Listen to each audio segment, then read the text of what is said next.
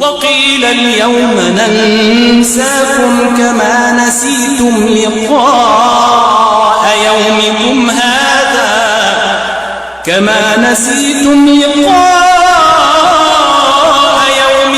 هذا ومأواكم النار وما لكم من ناصرين ذلكم بأنكم اتخذتم آيات الله هزوا وغرتكم الحياة الدنيا